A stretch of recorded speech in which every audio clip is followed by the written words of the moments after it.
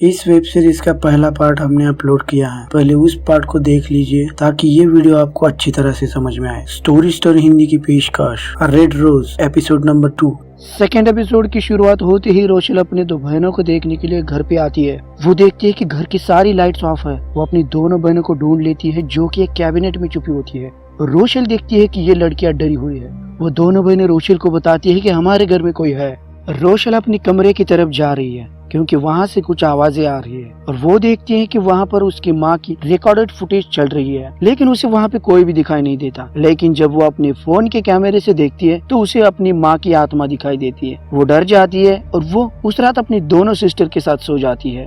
अब अगले दिन रोशल अपने पिता से अपनी माँ के बारे में बात करती है। उसके पिता उसे बताते हैं कि ग्लोरिया एक बहुत ही अच्छी औरत थी, मगर वो बाकी लोगों की तरह नॉर्मल नहीं थी। वो भूत प्रेत पे ज्यादा यकीन करती थी। अब रोशल अकेले अपने घर पे उदास बैठी होती है।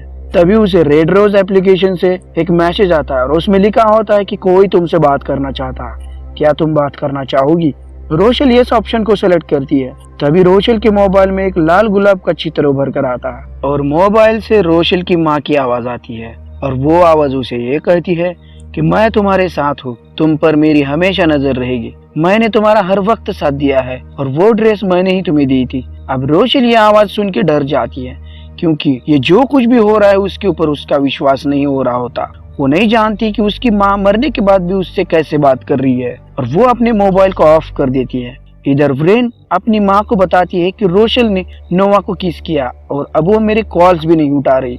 दरअसल व्रेन रोशल को कॉल कर रही होती है, मगर रोशल के मोबाइल ने व्रेन के कॉल्स को अपने आप ही डिस्कनेक्ट किया होता है, मगर ये बात कोई भी नहीं जानता। एंटनी रोशल से मिलता है और वो रोशल से पूछता है कि तुमने नोवा को किस क्यों किया, साथ ही तुम व्रेन के साथ ऐसा क्यों कर रही हो। अब इस बात पर रोशल के पास कोई जवाब नहीं होता, वो चुप हो जाती है। लेकिन एंटनी बोलता है कि हम सब ने तुम्हें कितने मैसेजेस किए, तुमने रिप्लाई क्यों नहीं दिया। रोशल एंटनी की इस बात से हैरान हो जाते हैं क्योंकि उसे कोई भी मैसेज नहीं आया। रोशल बोलती है कि मैंने सबको मैसेज किया, साथ ही मैंने व्रेन को सॉरी भी बोला है। इस पर एंटनी बोलता है कि मुझे तो कोई मैसेज नहीं आया, साथ ही बाकी दोस्तों को भी नहीं आया। और इस बात से हमें पता चल जाता है कि रोशल जिनको मैसेज भेजती है उन लोगों को वो मैसेजेस नहीं मिलते, और अगर कोई मैसेज मिल भी जाता है तो वो मैसेज नहीं मिलता जो रोशल ने भेजा है, बल्कि मैसेज बदल जाता है। साथ ही रोशल के मोबाइल पे उसके दोस्तों के मैसेजेस भी नहीं आ रहे और हमें पता चल जाता है कि कहीं ना कहीं रोशल के मोबाइल में कोई शक्ति है जो रोशल को उसके दोस्तों से अलग करना चाहती है। रोशल व्रेन को एक लेटर लिखकर ये जो कुछ भी हो रहा है उसके बारे में सब कुछ सच बता देती है। व्रेन को लेटर मिल जाता है और व्रेन रोशल को मिलने के लिए आती है। व्रेन को रोशल की इस बात पे भरोसा नहीं हो रहा होता क्योंकि उसे लगता है कि वो अपनी गलती नहीं मानना चाहती है और इसलिए वो एक कुछ मनगढ़ंत कहानी बना रही है। अब व्रेन रोशल को बोलती है कि इस लेटर में जो कुछ भी लिखा है ये सब कुछ झूठ है क्योंकि तुम अपनी गलती नहीं मानना चाहते। रोशल व्रेन को भरोसा दिलाने के लिए उसे कुछ मोबाइल में से फोटोज दिखाना चाहती है, लेकिन जब वो अपना फोन चेक करती है तो उसे पता चल जाता है कि वो फोटोज डिलीट हो चुकी है। रोशल बोलती है कि व्रेन तुम समझ नहीं रही हो, ये सब कुछ रेड रोज एप्लीकेशन ने किया है, मगर व्रेन उसे ब्लेम करती है और बोलती है कि ये सब कुछ तुमने किया है और वो जाने लगती है। मगर रोशल उसका हाथ पकड़ने की कोशिश करती है, उसे बहुत मनाने की कोशिश करती है, लेकिन व्रेन उसे धक्का देकर जाने लगती है। लेकिन रोशल उसे बार बार यही कहती है कि ये सब रेड रोज एप्लीकेशन ने किया है। अब रोशल अपने घर आती है। वो देखती है कि उसके मोबाइल पे एक नोटिफिकेशन आया है। वो उस नोटिफिकेशन को चेक करती है तो उसे पता चलता है कि कल रात व्रेन के साथ हुई हाथापाई की वीडियो किसी ने पोस्ट की है और ये वीडियो रोशल के सोशल मीडिया अकाउंट से पोस्ट हुई होती है और इसके बारे में रोशल खुद भी नहीं जानती कि ये वीडियो किसने और कब पोस्ट की।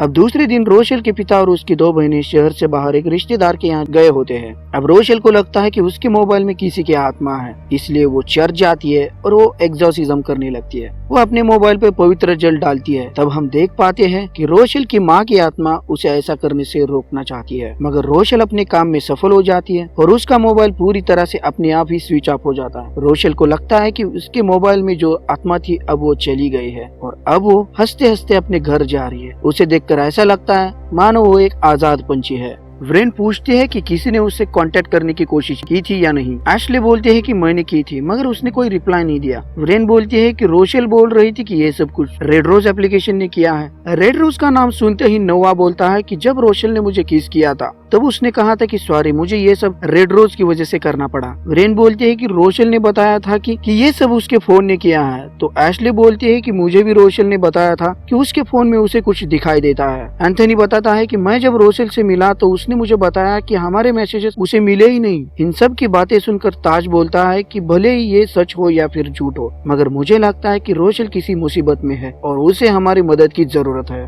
तभी हम देखते हैं कि रोशल बाथटब में आराम से लेटी है कि तभी उसके घर का म्यूजिक सिस्टम अपने आप ही चालू हो जाता है। इस वजह से वो डर जाती है और वो सीन वहीं पे कट हो जाता है।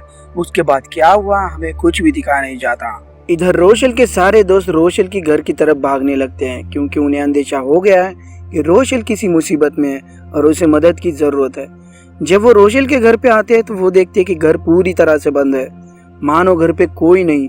वो रोशल को आवाज देने लगते हैं मगर अंदर से कोई भी आवाज नहीं देता। तभी हम देख पाते हैं कि रोशल का मोबाइल वहीं जमीन पर टूट कर पड़ा है। रोशल का पड़ोसी इन लोगों को देख लेता है, उनको बता देता है कि रोशल के घर के सारे लोग आउट ऑफ सिटी गए हैं। तभी एंथनी देखता है कि रोशल के सोशल मीडिया अकाउंट से एक पोस्ट शेयर किया है। जब वो पोस्ट देखते हैं उसमें रोशल किसी और दोस्त के साथ पार्टी कर रही होती है। इन लोगों को लगता है कि रोशल घर पे नहीं है और वो कहीं बाहर जाकर पार्टी कर रहे हैं, इसलिए वो लोग वहाँ से चले जाते हैं। अब दूसरे दिन रोशल के पिताजी आते हैं। वो देखते हैं कि बाथरूम का दरवाजा अंदर से लॉक है। वो रोशल को आवाज देते हैं मगर रोशल कोई भी रिस्पांस नहीं देती। अब रोशल के पिताजी दरवाजा तोड़कर अंदर आते हैं और सामने का नजारा देखकर रोने लगते हैं क्योंकि सामने रोशल की लाश पड़ी होती है।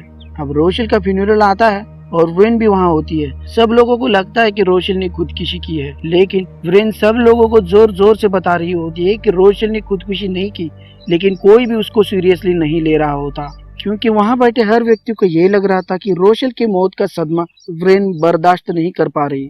अब रोशल के अंतिम संस्कार के बाद व्रेन के मोबाइल पे रोशल के नंबर से एक वेब लिंक आता है, जिस तरह रोशल के मोबाइल पे आया था। अब व्रेन उस लिंक को क्लिक करती है। हालांकि उसके सारे दोस्त उस लिंक को क्लिक करने से मना कर रहे होते हैं, लेकिन व्रेन उस लिंक को क्लिक करती है और एप्लीकेशन इंस्टॉल हो जाता है। व्रेन बोलती है कि मैं पता लगा कर रहूंगी कि रोशल के साथ एक्चुअली क्या हुआ था। और इसी के साथ ये एपिसोड यहीं पे खत्म हो जाता है। आशा करते हैं कि ये वीडियो आपको बेहद पसंद आया होगा। जल्द ही हम थर्ड एपिसोड का एक्सप्लेनेशन अपलोड करेंगे। तब तक के लिए धन्यवाद, शुक्रिया, बाय बाय।